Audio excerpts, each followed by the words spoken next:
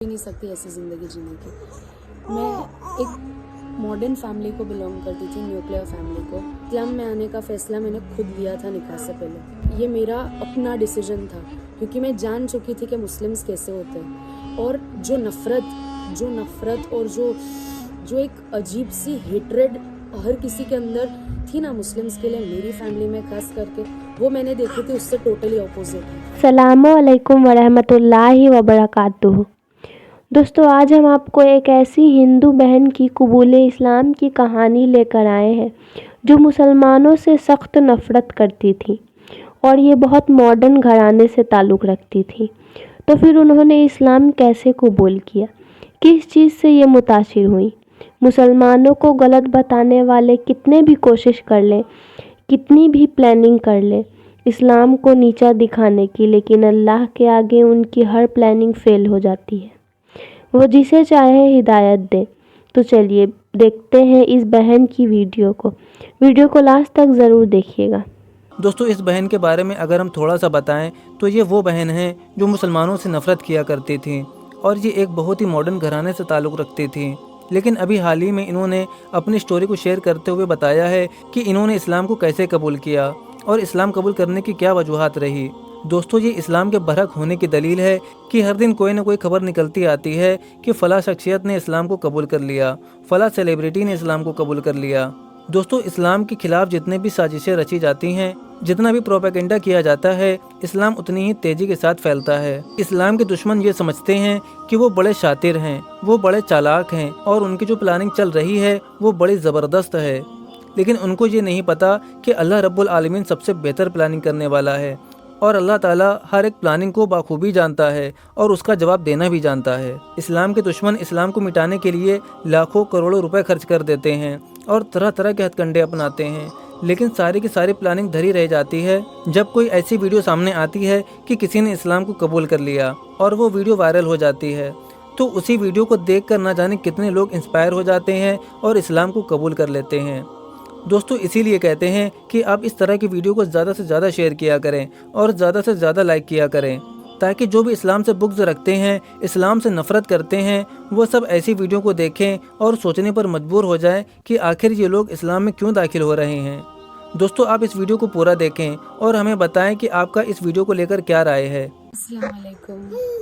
जैसे कि मैंने आपसे कहा था कि मैं अपनी लाइफ की स्टोरी आपसे शेयर करना चाहती हूँ, तो अब मैंने डिसाइड किया है कि मैं शेयर करूँगी। एक चीज़ होती है, जो लोग इस्लाम में आते हैं और जो लोग ऑलरेडी मुस्लिम्स होते हैं और उसके बाद वो फिर अपने रिलीजन के टुवर्ड रिवर्ट बैक करते हैं, सबके अंदर एक चीज़ कॉमन सी होती है और वो होती है कि इससे पहले जब तुम्हें इस्लाम एक्चुअली पता चला, जब तुमने कलमा एक्चुअली रीड किया, उससे पहले तुम्हारे अंदर एक अजीब सा खोखलापन होता है, एक खालीपन होता है जो कलमे की मदद से पूरा हो जाता है। कुछ इसी तरह एक लाइफ थी मेरी जो काफ़ी अलग थी। अब मैं सोच भी नहीं सकती ऐसी ज़िंदगी जीने की।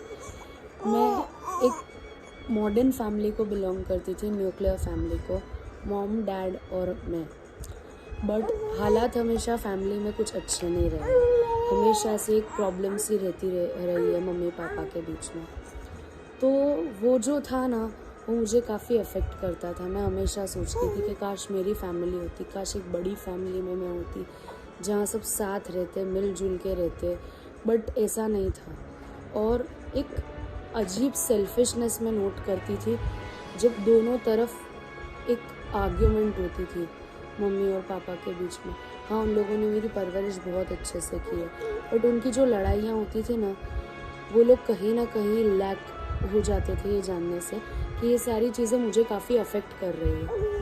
तो ये काफ़ी अरसे तक अफेक्ट करती रही, बट मुझे एक उम्मीद थी कि ये सब गुजर जाएगा, ये पार कर जाऊंगी मैं। और एक भरोसा था कि जो आने वाला कल होगा वो आज से काफ़ी अच्छा होगा, इस भरोसे से मैं जीती थी। एक बोलते हैं ना, ऐसे कुछ तकलीफ़ें नहीं थी, बट सबसे बड़ी तकलीफ़ इंसान के अंदर तब आती है जब वो डिप्रेस हो जाता है, जब वो अकेला हो जाता है। और वो भरपूर था, एक खोखलापन सा था, एक खालीपन सा था जो मैं बर्दाश्त नहीं कर पाती थी, जिसके वजह से मैं डिप्रेस होती थी बट कोई समझ नहीं पाता था कि ये डिप्रेशन है। फिर एक वक्त ऐसा आया कि दोनों अलग हो गए, दोनों ने अपनी अपनी लाइफ नए अरसे से शुरू कर दी थी। अब मैं उसमें जगह ढूंढने की कोशिश कर रही थी। मुझे ऐसा लग रहा था कि मैं ना यहाँ फिट हो पा रही हूँ ना मैं वहाँ फिट हो पा रही हूँ, इसलिए मैं हमेशा कोशिश करती थी फिट होने की। बट जब ये कोशिशें बार बार नाकाम होने लगी तब मुझे ये एहसास हुआ कि I do not belong here, this is not my place. तब एक ऐसी चीज़ हुई जिसने मेरी पूरी ज़िंदगी बदल डाली।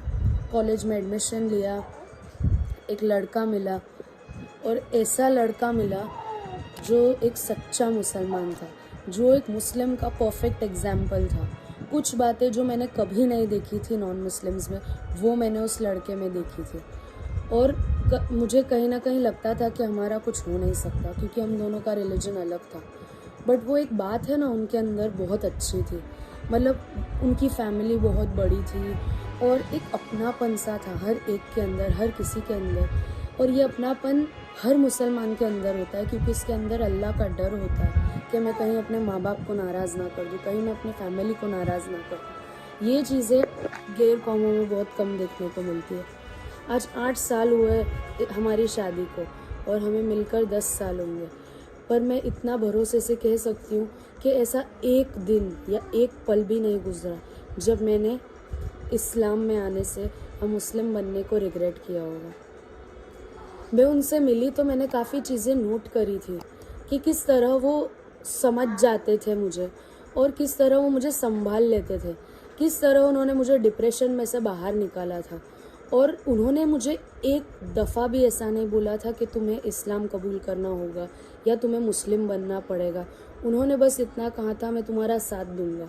उन्होंने एक मर्तबा भी इस चीज़ का जिक्र नहीं छेड़ा था कि तुम्हें मेरे साथ रहने के लिए कोई पाबंदी या कोई कंपल्शन होना पड़ेगा। इस्लाम में आने का फ़ैसला मैंने खुद लिया था निकाह से पहले और ये मेरा अपना डिसीजन था क्योंकि मैं जान चुकी थी कि मुस्लिम्स कैसे होते हैं। और जो नफ़रत और जो एक अजीब सी हेट्रेड हर किसी के अंदर थी ना मुस्लिम्स के लिए, मेरी फैमिली में खास करके, वो मैंने देखी थी उससे टोटली अपोजिट है। पहली बात थी क्लीनलीनेस। एक माइंडसेट होता है बचपन से कि नहीं यार मुस्लिम्स का घर तो कैसा होगा as a non Muslim. But जब मैंने देखा कि नो यार पाकी साफ़ी आधा ईमान है, कैसे हो सकता है ये। फिर कुछ चीज़ें जैसे कि हम कहीं घूमने जाते थे तो मैंने काफ़ी मर्तबा देखा है कि वो बाइक से उतर जाते थे, रास्ते के बीच में से ऐसी कोई चीज़ होती थी, पत्थर होता था या ऐसा कुछ होता था, वो हटा लेते थे। तो वो मुझे अलग लगता था क्योंकि मैंने नहीं देखा है किसी और को कभी ऐसा कुछ करते हुए। तो मेरे लिए ये सारी चीज़ें काफ़ी नई थी सॉरी।